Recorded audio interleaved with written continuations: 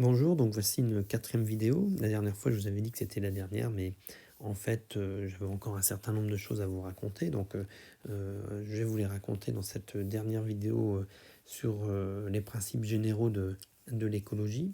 Ensuite, nous pourrons aller plus loin sur d'autres vidéos. Donc la dernière fois, on avait parlé par exemple des cycles longs et des cycles courts du carbone, de la pollution d'une eau et de la déstabilisation en fait, d'un écosystème aquatique lorsqu'on rejetait trop de matière organique dans le milieu. Et puis on avait parlé d'évolution catastrophique. Et donc en fait on est amené à parler de la biodiversité puisque c'est ce dont on avait commencé au final à parler. Cette biodiversité, comment la définir? Eh bien, on va la définir déjà à trois niveaux. Les trois niveaux de biodiversité. D'abord c'est l'ensemble des êtres vivants, ça sera notre premier niveau de biodiversité. Donc cet ensemble, c'est-à-dire que c'est vraiment la diversité des espèces qui nous intéresse ici. Cette diversité des espèces, on va voir très rapidement qu'il y a un deuxième niveau de biodiversité qui va être intéressant à analyser. C'est la diversité génétique. Dans chaque espèce, on a une diversité génétique. C'est d'ailleurs ce qui est le fondement de l'évolution des espèces, puisque chaque individu va porter en lui un certain nombre de mutations qui se produisent par le hasard.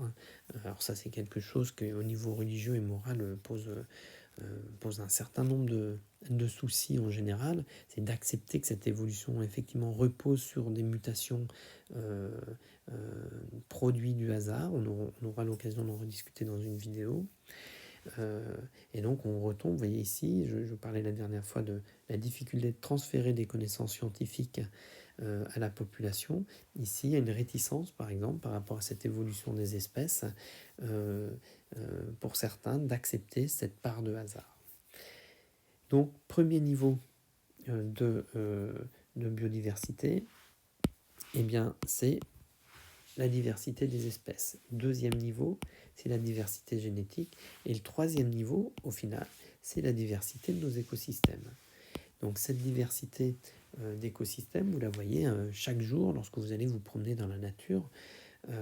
Et ce qu'il va y avoir de très important au niveau de cette biodiversité, c'est de comprendre qu'aucun individu, et c'est ce que j'ai essayé de vous montrer la dernière fois, aucun individu n'est isolé par rapport aux autres. Il y a des interactions entre l'ensemble des niveaux trophiques de chaque écosystème. On avait vu une pyramide la dernière fois. Et puis il y a une interaction entre le vivant et le non-vivant.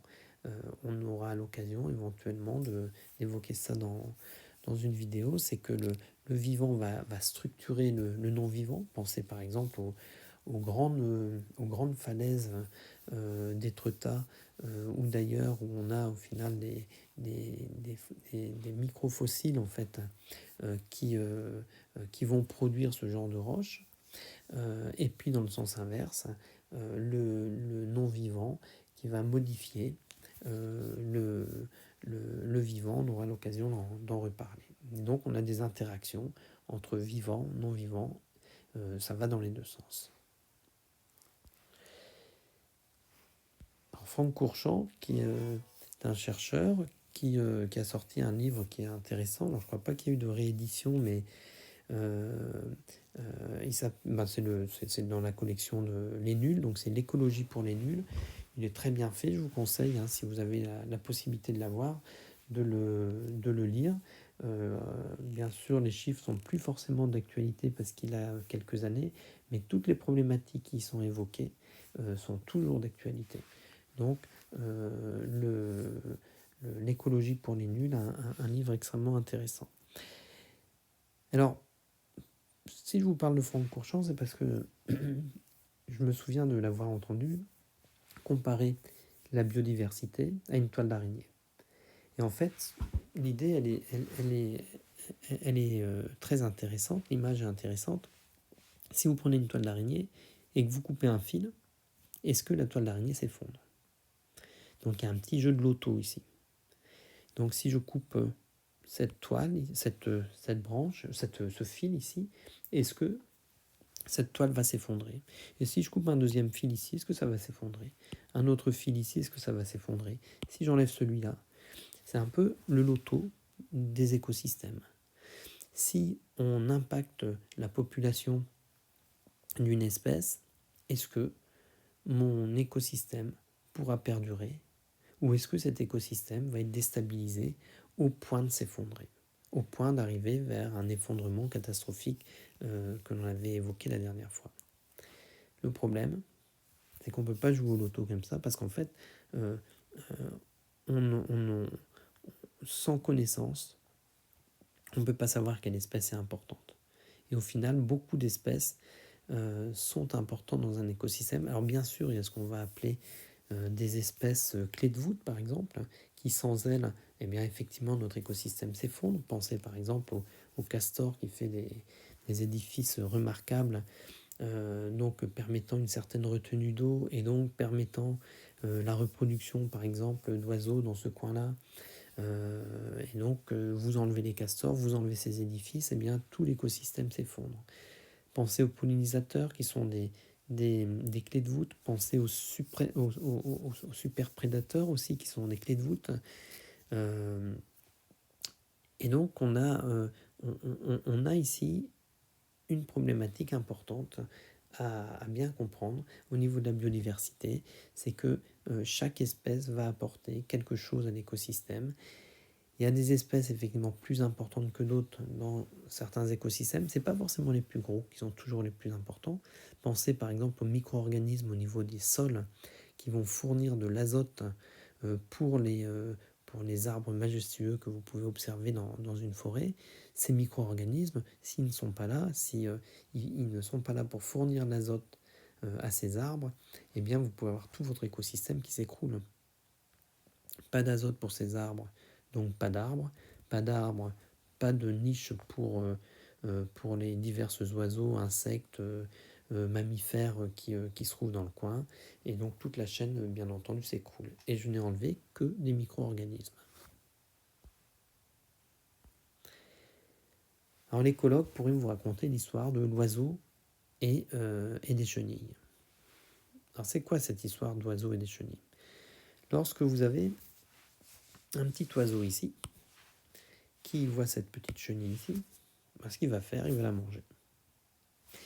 Or, si on a les deux espèces qui sont présentes en même temps, au même moment, c'est-à-dire que la chenille est présente à un bon moment pour l'oiseau du point de vue de sa reproduction, ça veut dire que les œufs qui auront été pondus par cet oiseau vont pouvoir éclore et nous donner ces petits oisillons.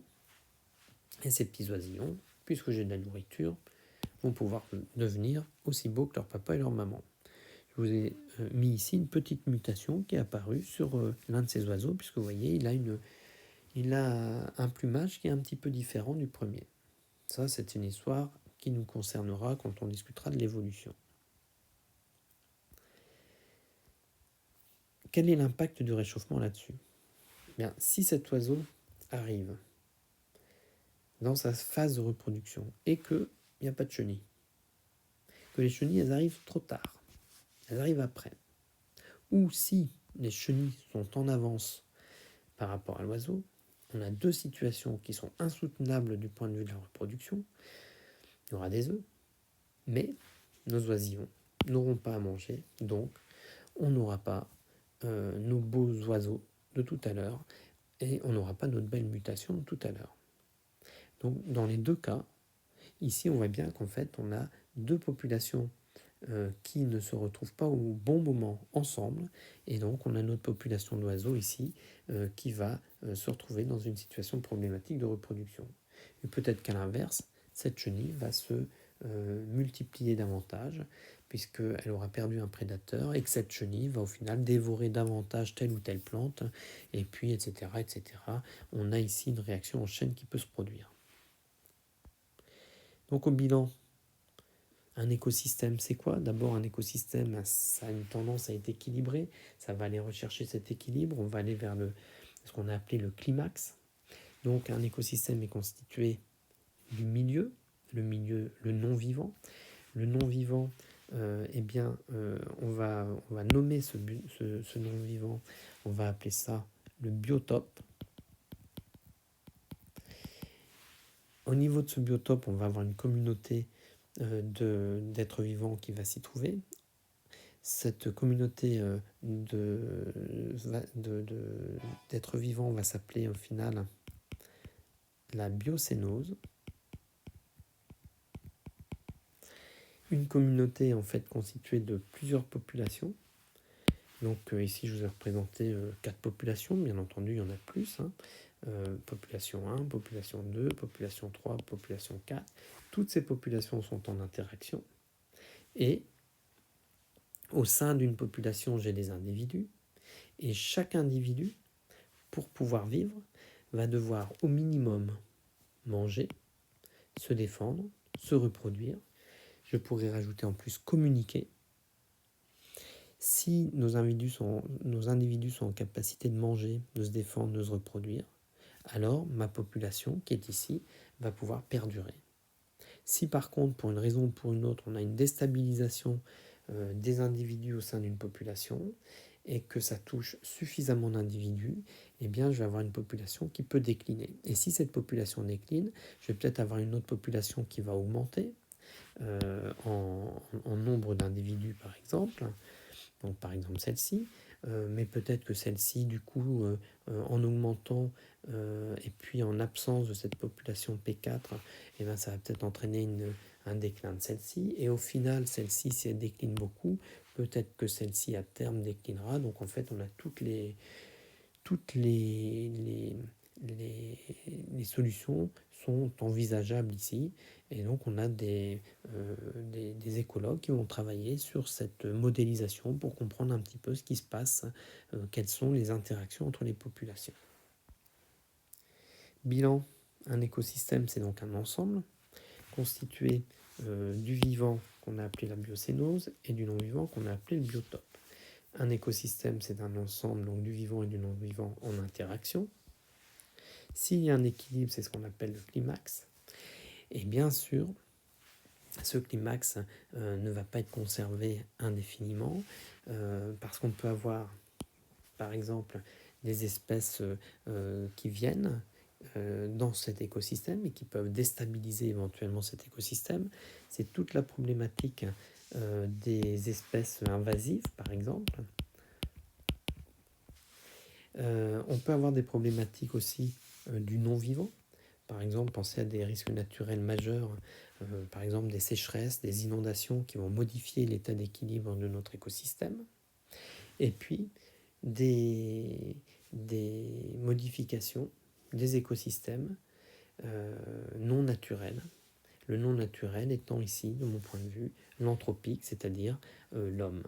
Ici, effectivement, on a une espèce humaine, qui est une espèce, c'est la seule espèce qui consciemment, je dis bien consciemment, a enclenché un déséquilibre d'une quantité d'écosystèmes extrêmement incroyable. Et je dis consciemment parce que les connaissances scientifiques, on les a depuis des dizaines d'années et on continue effectivement toujours dans ce cadre-là, dans ce même sens. Et donc c'est la seule espèce qui a engendré une extinction de masse, puisqu'on est en pleine extinction de masse, on est dans ce qu'on appelle la 6e extinction. Et je vous conseille, pour ceux qui ne l'ont pas encore lu, de lire ce livre, La 6e extinction, d'une journaliste qui s'appelle Colbert. Donc c'est une journaliste américaine. Alors attention, il y a 2 livres 6e extinction. Prenez bien le livre 6e extinction consacré justement à notre problématique ici. C'est un livre remarquable qui fait la démonstration des connaissances scientifiques qui nous prouvent qu'on a effectivement cette 6e extinction et qui nous permet de distinguer aussi la croyance de la connaissance scientifique. Et une dernière chose avant de vous quitter sur l'écologie, l'idée, bien entendu, c'est pas de devenir dépressif par rapport à cette problématique d'écologie, mais c'est au contraire de participer pour trouver des solutions, pour agir et de croire en l'avenir. À très bientôt.